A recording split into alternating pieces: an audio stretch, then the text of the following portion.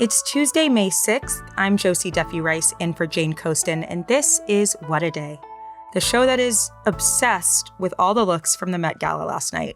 The theme was superfine, tailoring Black style, Debbie Allen, Coleman Domingo, you're perfect, never change. On today's show, the White House wants to pay undocumented migrants $1,000 to voluntarily self-deport. And President Trump wants to extend his love of tariffs to Hollywood. But let's start with Israel's war in Gaza. On Monday, Prime Minister Benjamin Netanyahu announced that Israel was, quote, on the eve of a forceful entry to Gaza. His announcement came just hours after his security cabinet approved a plan to seize the Gaza Strip and occupy the territory indefinitely. Netanyahu made the announcement in a video posted to social media. Here he is, interpreted by Sky News. We decided to take intensified action in Gaza. That was the Chief of Staff's recommendation, to move, as he said, toward the defeat of Hamas. He believes this will also help us rescue the hostages, and I agree with him. We're not letting up on this effort, and we will not give up on anyone. Not at all sure how occupying Gaza indefinitely is helping the hostages. The Israeli plan also calls for moving hundreds of thousands of Palestinians to Gaza's southern region. The Israel Defense Forces, or IDF, is also calling up tens of thousands of reserve soldiers. This attempt to, quote, conquer Gaza, Netanyahu's words, not mine, would be a massive escalation in a war that has already caused enormous destruction and death and displaced more than 90% of Gaza's population. Currently, Israel has blocked all humanitarian aid from entering Gaza, and aid organizations have warned that the area is on the verge of widespread famine. So for more on Israel's escalation in Gaza and what it means, I spoke with Ahmed Fouad Alkhatib. He's a resident senior fellow at the Atlantic Council, where he heads the Realign For Palestine project. He's also originally from Gaza. He joined us Tuesday from the airport in Los Angeles. Ahmed, welcome to What a Day. Thanks for having me. So Prime Minister Benjamin Netanyahu said Monday that Israel was, quote, on the eve of a forceful entry to Gaza. And his security cabinet also okayed a plan to take and hold the entire Gaza Strip for an unspecified amount of time. The army has also called up tens of thousands of reservist troops. What does this mean for the people living in Gaza? And what does this change about, the war thus far? Well, I think there are two ways to read into this. The first is potentially a message as a pressure tactic, if you will. We know that President Trump of the United States is going to visit the region on May 13th, and that will entail speaking with moderate Arab Sunni states, including Saudi Arabia, the United Arab Emirates. And so perhaps this is an attempt to pressure the Arab states into avoiding a scenario of full reoccupation of the Gaza Strip, pressuring Hamas itself into understanding that Israel means business and that this is the final opportunity to reach a ceasefire that entails the release of the hostages, the terror group stepping down from ruling the Gaza Strip, and the beginning of some sort of an alternative governing structure. On the other hand, this very much so could be a serious plan in which the Israeli government is truly intending to reoccupy the Gaza Strip with all the challenges that presents. You have how many troops are you going to need to actually be able to hold entire chunks of the coastal enclave? We know that there are Israeli reservists who haven't been really reporting for duty. There are folks who are frustrated by the government and Mr. Netanyahu. We know that there's concern about the fate of the remaining hostages, at least the 24 who are believed to still be alive. So those are questions that are going to come up as we explore the two possibilities of, is this a negotiation tactic or is this a real operational plan with all the strategic, tactical, and geopolitical implications that it entails? How would an occupation be an escalation of what we've seen since October of 2023? I think from afar, it already sort of seems like we've been seeing an Israeli occupation of Gaza for months. Well, if the Israeli military and government were to proceed with this operation, this would be a massive escalation and a game changer, really.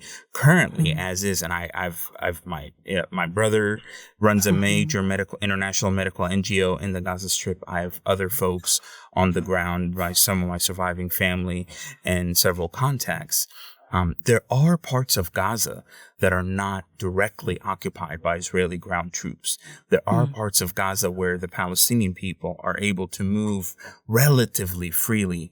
And so all of that would fundamentally change if you have a direct thrust by the Israeli military. So that would entail the relocation of large numbers, millions of people potentially. And even those in the south, they would be concentrated in an area that the IDF is trying to establish as a humanitarian bubble, is what the term they're labeling. This would also potentially entail, as what we've heard from the IDF chief of staff, the complete destruction of everything above ground, all infrastructure above ground, per his own words. So it would be a significant escalation. Now, the Israeli military currently does control roughly a quarter to a third of Gaza's territory, but most of these are stationed around Gaza's borders with Israel, with a couple of corridors that bisect the strip into 3 areas. You mentioned this plan to move tens of thousands of Palestinians to the south in this humanitarian bubble. What infrastructure is even left in the south of Gaza to house and care for people in this quote unquote humanitarian bubble? Does that infrastructure still exist? And what would it be like for people who are in this southern area of Gaza? Well, this is precisely what's most concerning about this development, is that thus far, all that has been presented remains very nebulous, very theoretical frameworks for how this would work. It has not been well articulated as to specifics. We've seen the IDF raise entire neighborhoods of what was once the city of Rafah that has been entirely destroyed. And now you have these areas that are entirely cleared. And I think we're talking about potentially setting up everything from scratch in the form of tents, in the form of distribution centers. But still, you have nothing on the ground right now per available satellite imagery. And so that's going to be a difficult challenge to tackle. How are you going to get this infrastructure ready in time? President Trump is supposed to be in the Middle East on May 13th. His visit is expected to last a few days, and the Israeli government has announced that it will begin this expanded military operation after he leaves. So we're talking about less than 2 weeks, potentially, to get this infrastructure in place, something that is highly unlikely. Meanwhile, we already have a horrendous situation where outright famine-like conditions have set in parts of Gaza. There's an unequal distribution of what little food that remains there, giving rise to criminal gangs, to looting by remnants of Hamas. We've seen the complete collapse of law and order.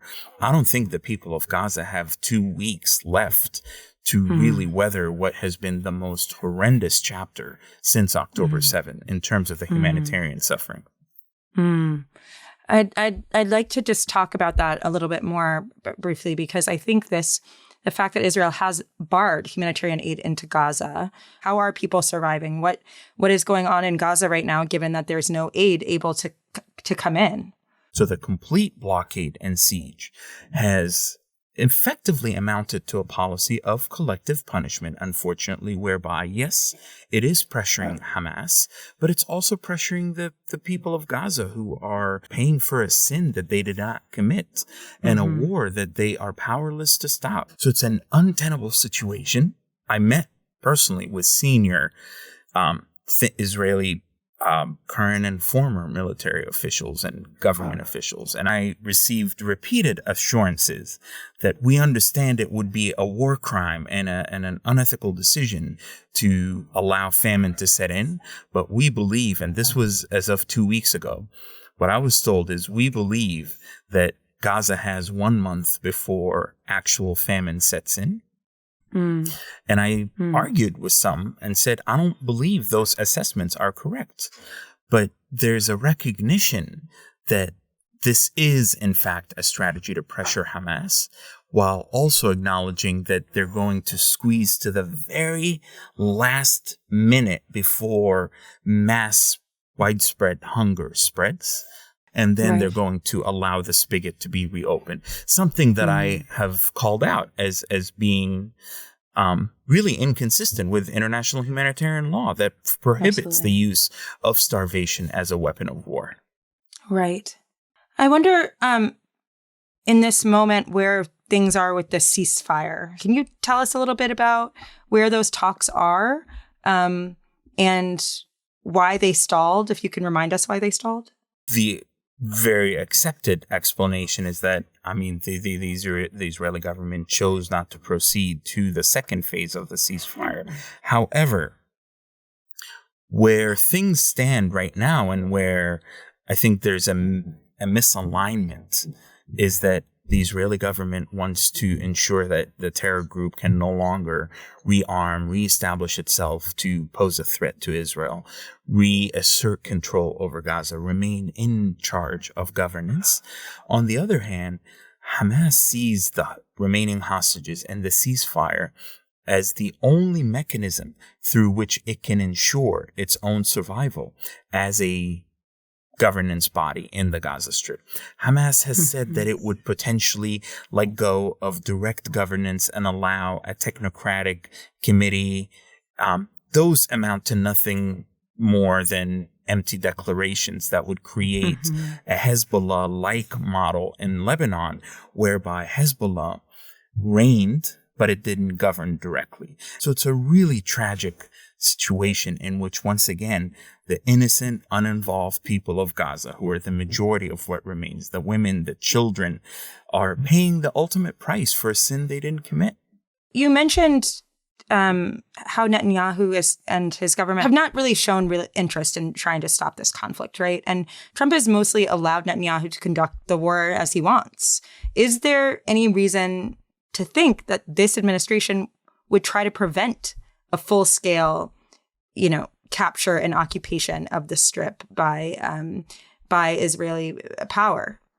Initially, I did believe, and I still have reason to believe, that the Trump administration is indeed interested in calming things down in the Middle East for the sake of pursuing the ultimate deal, which is Saudi-Israeli normalization, not just because Mr. Trump sees himself as wanting to be a peacemaker, but because such a deal is going to generate immense economic potential for American enterprise, American capitalism, and all sorts of international interests. So I hope that President Trump is going to pressure both moderate Arab countries into taking a stance against Hamas and saying, you have got to go. There's no future for Gaza and Palestine with you in charge.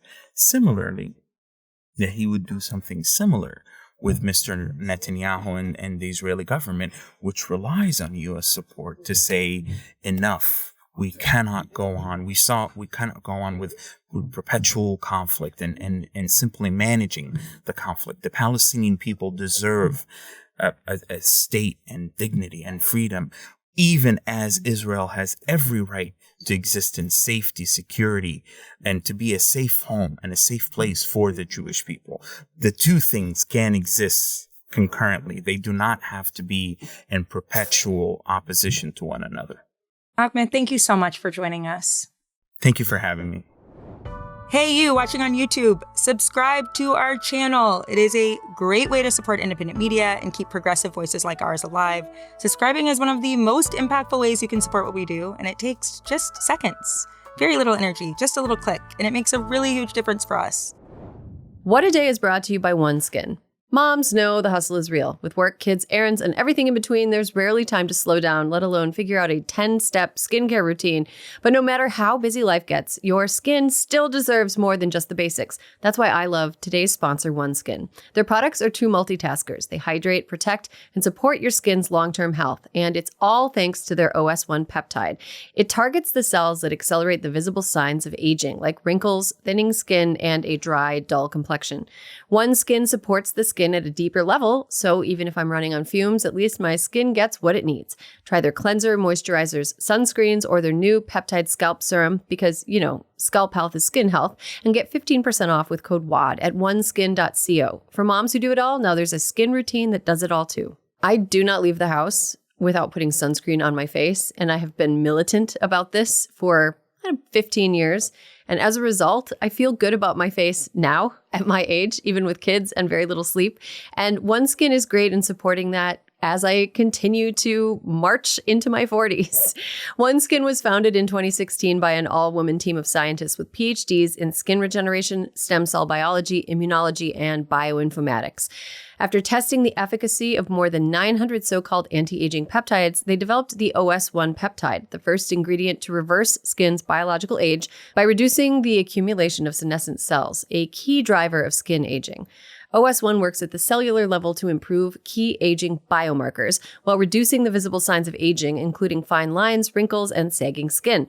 OneSkin's entire R&D process is run in-house, strictly adhering to the rigor of the scientific process from start to finish. Every claim is based on lab or clinical studies and documented on its website. OneSkin believes the purpose of skincare is not just to improve how you look, but to optimize your skin's biology at the cellular level so it's more resilient to the aging process.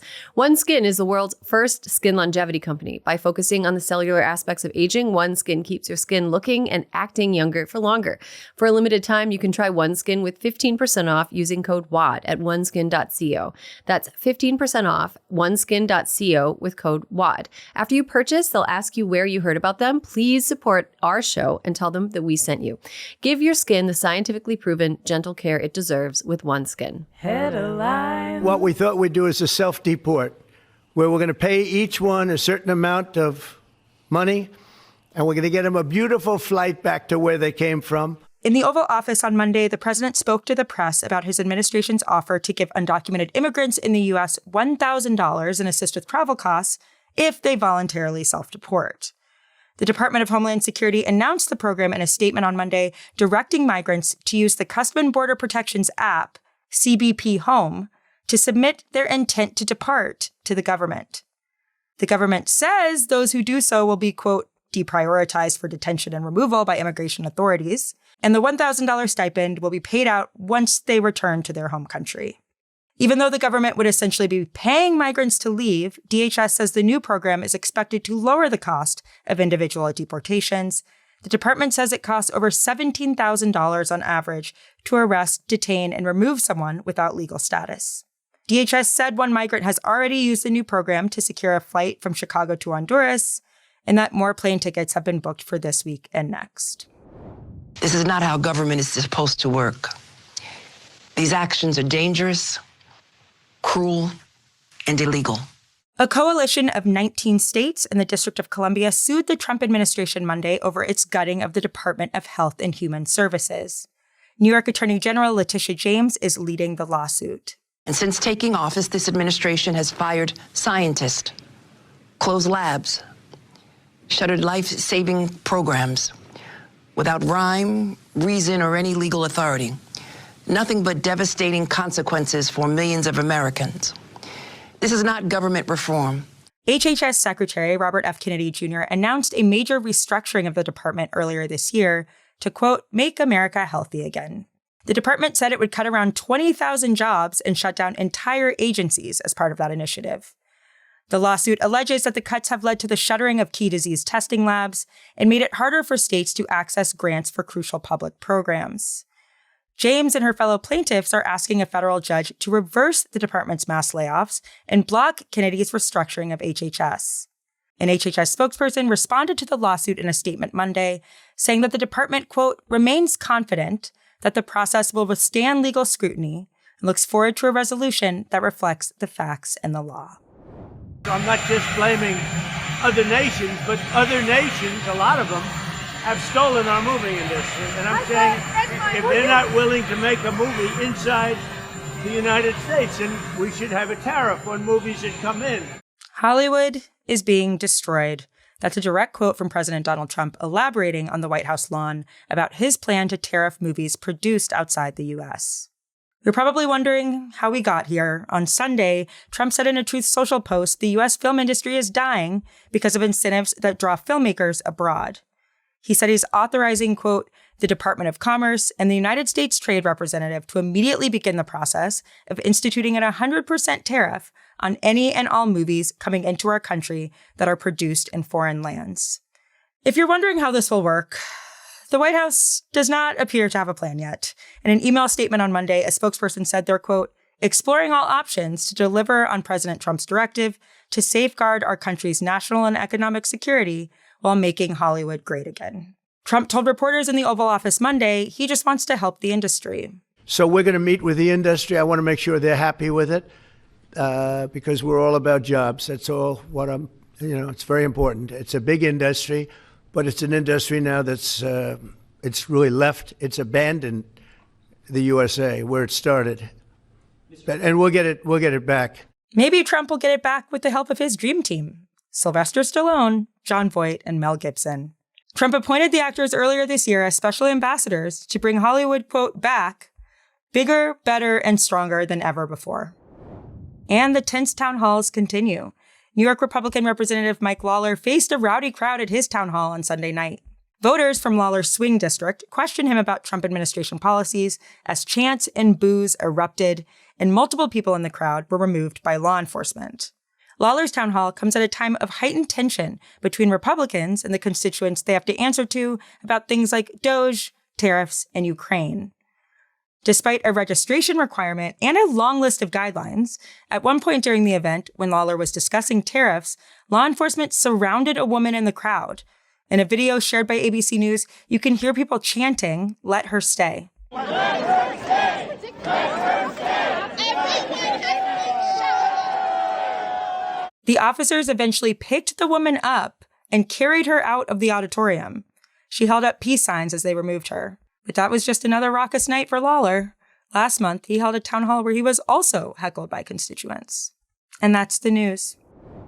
That is all for today. If you like the show, make sure you subscribe, leave a review, heckle your nearest Republican member of Congress at a town hall, and tell your friends to listen. And if you are into reading, and not just the paltry list of Republicans actually brave enough to even hold a town hall, like me, What A Day is also a nightly newsletter, so check it out and subscribe at crooked.com/subscribe. I'm Josie Duffy Rice, and it's fun to boo people.